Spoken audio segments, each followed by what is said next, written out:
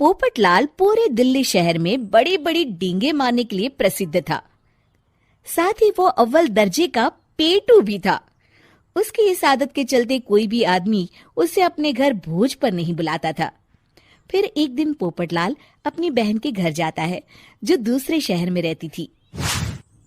अरे पोपटलाल, बड़े दिनों के बाद तुझे मेरी याद आई। माय डियर बहना, तू तो जानती है मैं अपने कारोबार में कितना व्यस्त रहता हूँ। हाँ, तेरी बात भी सही है। अब आया है तो कुछ दिन ठहर के जाना। अरे दीदी, ये भी कोई कहने की बात है। श्यामा देवी पोपटलाल को रहने के लिए एक कमरा दे देती है।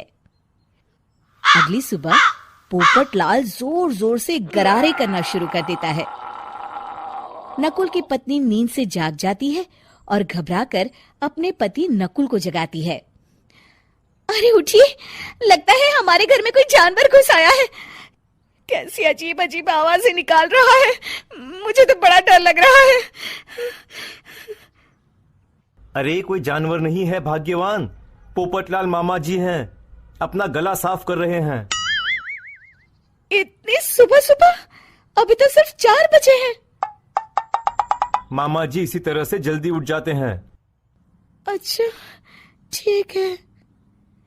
नकुल की पत्नी जैसे ही सोने लगती है और जल्दी नाश्ता भी करते हैं। क्या मतलब? मुझे अभी उठ के उनके लिए चाय नाश्ता बनाना पड़ेगा? हाँ। अरे मर गई रे, अब मेरा क्या होगा? फिर थोड़ी देर के बाद नकुल की पत्नी मामा जी के लिए चाय नाश्ता बनाने में जुट जाती है। अरे भाई वाह, बड़ी अच्छी खुशबू आ रही है। बहू, जो भी बना रही हो फटाफट ले आओ, जोरों की भूख लगी है। हाँ मामा जी, अभी लाती हूँ। देखते ही देखते पोपटलाल सारा नाश्ता चट कर जाता है। बहू, कल से पराठे में देसी घी ज्यादा डालना, आज कुछ मजा नहीं आया। हे भगवान, इसका नाम तो पेटू लाल होना चाहिए था। पूरे 10 लोगों का नाश्ता अकेले हजम करने के बाद भी इन्हें मजा नहीं आया। इस तरह रोज पोपटलाल सुबह सुबह घर के सभी लोगों को नींद से बेवक्त जगा देता था और हमेशा खाने की उल्टी सीधी फरमाइश करते रहता था। देखते ही देखते गुप्ता परिवार की दिनचर्या अस्त व्यस्त हो जाती है। अरे भाई, खाने का असली मजा तो इस घर में है। अरे माँ, ये पोपटलाल मामा यहाँ और कितने दिन रुकेंगे? ये अकेले इतना खाना खा जाते हैं कि आज राशन वाला मुझसे पूछ रहा था कि अरे भाई, क्या आप लोगों ने घर में हाथी पाल लिया है? अरे बेटा, अब घर के मेहमान को कोई सीधे मुंह कैसे निकाल सकता है? माँ जी, अब बर्दाश्त की इंतहा हो गई है। मैं अकेले इतना काम नहीं कर सकती। आखिर मैं भी इंसान हूँ। मैं कल ही अपने मायके चली जाऊंगी। अरे भाग्यवान, हम सबको मुसीबत में अकेला छोड़कर तुम कहाँ जा रही हो? जरा सब्र करो, मैं कुछ सोचता हूँ। अगले दिन एक डॉक्टर साहब उस घर में आते हैं। अरे नकुल बेटा, ये डॉक्टर यहाँ क्यों आया है? अरे मामा जी, माँ की तबीयत बहुत खराब है। तबीयत तो खराब होगी ही, तुम लोग उल्टा सीधा खाना जो खाते रहते हो। देखो नकुल, मैं तुम्हारा फैमिली डॉक्टर हूं, इसलिए आज से मैं जो कहूंगा तुम सबको वही खाना रोज खाना पड़ेगा। आजकल कितनी बीमारियां फैल रही हैं, पता भी है तुम्हें? आज से तुम सब सिर्फ सलाद और करेले का जूस पियोगे, समझे? डॉक्टर अंकल, आप ठीक कहते हैं। पोपटलाल घबरा के, अरे क्या खाक ठीक है भांजे? ये डॉक्टर सीधे सीधे हमें घास फूस खाने के लिए कह रहा है। अरे मैं कहता हूँ भगा इस डॉक्टर के बच्चे को यहाँ से। अरे मामा जी, डॉक्टर साहब ठीक ही तो कह रहे हैं। इसी बहाने आपका इतना बड़ा पेट जो बाहर निकला हुआ है वो अंदर हो जाएगा। इस तरह गुप्ता परिवार रोज खाने में सिर्फ सलाद खाना शुरू कर देता है। बेचारे पोपटलाल का बुरा हाल हो जाता है। ये लीजिए मामा जी, ताजा ताजा करेले का जूस। अरे नहीं नहीं बहू, मैं मरने से पहले मरना नहीं चाहता। मुझे तुम लोग माफ करो। यह भेड़ बकरी वाली जिंदगी तुम लोगों को मुबारक हो। मैं तो चला यहां से। पोपटलाल अगले दिन ही घर छोड़कर चला जाता है। क्यों बेटा नकुल, मेरी अदाकारी कैसी थी?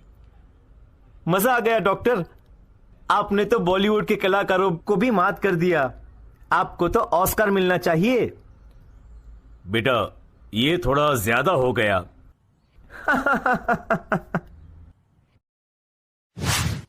अरे माँ जी, जल्दी चलिए, देखिए आपके घर के बाहर एम्बुलेंस आई है।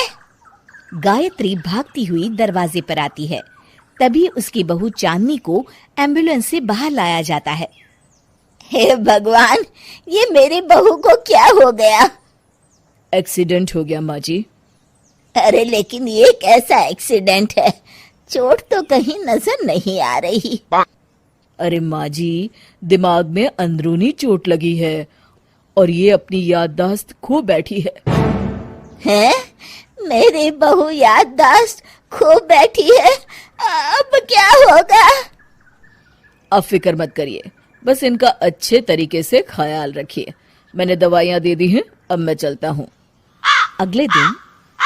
अब तेरी तबीयत कैसी है बहू? बहू? किसकी बहू? हम भैरवगढ़ के ठाकुर विक्रम सिंह की बेटी रूपवती हैं। हम एक राजकुमारी हैं और तुम हमारी दासी हो बुढ़िया। अरे बेटा विशाल, बहू कैसी बहकी बातें कर रही है।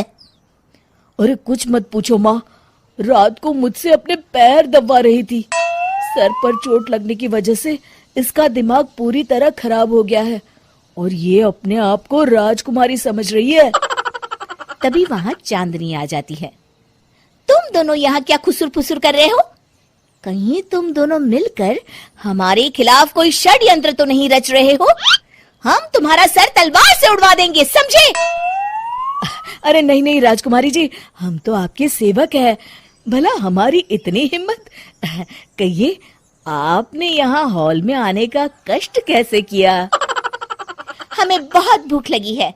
ए दासी, जल्दी से हमारे लिए भोजन का प्रबंध करो। आज हम शाही कबाब खाएंगे। विशाल अपनी माँ को चांदनी की बात मानने के लिए इशारा करता है। ठीक है राजकुमारी जी, मैं अभी आपके लिए भोजन लेकर आती हूँ। इस तरह विशाल और उसकी माँ ना चाहते हुए भी चांदनी की जी हजूरी में लगे रहते हैं। लाओ माँ, जल्दी से मेरा टिफिन दो, मुझे देर हो रही है। अरे ठहर जा, जरा दम तो लेने दे मुझे। सारे घर का काम मुझे अकेली को करना पड़ता है। तेरी बीवी तो राजकुमारी बनी बैठी है, सारा दिन हुक्म चलाती रहती है। अरे माँ, मेरा भी तो यही हाल है। फिलहाल तुम मेरा टिफिन दे दो, मैं चला। रुको, कहाँ जा रहे हो? अरे मर गया रे, ये कहाँ से आ धमकी। आज हमारा जुहू चौपाटी घूमने का मूड है और हमें अपने लिए नई साड़ियाँ भी खरीदनी है। चलो जल्दी से अपना वाहन निकालो और हमें ले चलो।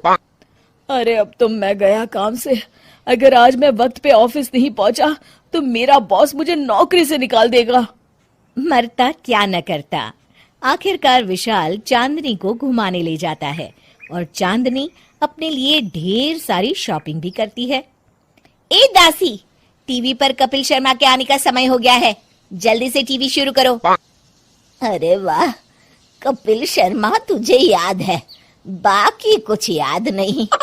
बहू तू तो बड़ी चालू लगती है, अपने फायदे की हर चीज तुझे याद रहती है। मैं तो तेरी इस अजीब बीमारी से परेशान हो गई हूँ। अगले दिन। अरे डॉक्टर साहब, आप इतने दिन से मेरी बहू का इलाज कर रहे हैं, लेकिन उसकी बीमारी तो सुधरने के बजाय और बढ़ती जा रही है। अरे माँ जी, ये दिमागी बीमारी है। बेचारी की याददाश्त चली गई है, वापस आने में थोड़ा वक्त तो लगेगा ही ना। गायत्री डॉक्टर से बात कर ही रही होती है कि तभी उसकी पुरानी सहेली शीला वहां आ जाती है। शीला को देख अचानक डॉक्टर घबरा जाते हैं। अच्छा माँ जी, मुझे एक मरीज को अर्जेंट देखने जाना है, मैं चलता हूँ। ये कौन था? अरे अब क्या बताऊं शीला, एक एक्सीडेंट भी मेरी बहू की याददाश्त चली गई है। ये डॉक्टर उसका इलाज कर रहा है। ये डॉक्टर कब से बन गया? अरे ये तो चमन पान वाले का लड़का है, सारा दिन नौटंकी करता रहता है। अच्छा तो ये बात है, अब मैं समझी। मेरी बहू और ये पान वाले का लड़का दोनों मिलकर मुझे बेवकूफ बना रहे थे। चल तू मेरे साथ। गायत्री शीला को एक बड़ा सा डंडा हाथ में देकर अपनी बहू चांदनी के कमरे में ले जाती है। बहू, ये मेरी सहेली है, एक डॉक्टर है। इसने तेरे जैसे न जाने कितनों का इलाज 2 मिनट में कर दिया है। इसका कहना है कि सर पर जहाँ चोट लगी हो, अगर उसी जगह दोबारा किसी बड़े डंडे से जोर से मारा जाए तो मरीज की याददाश्त वापस आ जाती है। देख, हम डंडा भी लाए हैं। अपनी सास की बातें सुनकर और हाथ में बड़ा डंडा देख चांदनी घबरा जाती है। अरे बाप रे, मैं तो फंस गई। इस डंडे की एक बार की वार से ही मैं तो चारों खाने चित हो जाऊंगी। अब क्या करूं, क्या करूं, क्या करूं? लेकिन गायत्री, डंडा सर पर ठीक उसी जगह लगना चाहिए जहाँ चोट लगी है। अरे तू चिंता मत कर, 2-4 बार मारूंगी तो एक बार तो सही जगह लग ही जाएगा ना। चल बहू, तैयार हो जा। अरे नहीं नहीं माँ जी, मुझे मत मारिए। दरअसल घर के काम करने से बचने के लिए मैंने ये सब नाटक किया था। मुझे माफ कर दीजिए, मैं कान पकड़ती हूँ, दोबारा ऐसी गलती कभी नहीं करूंगी।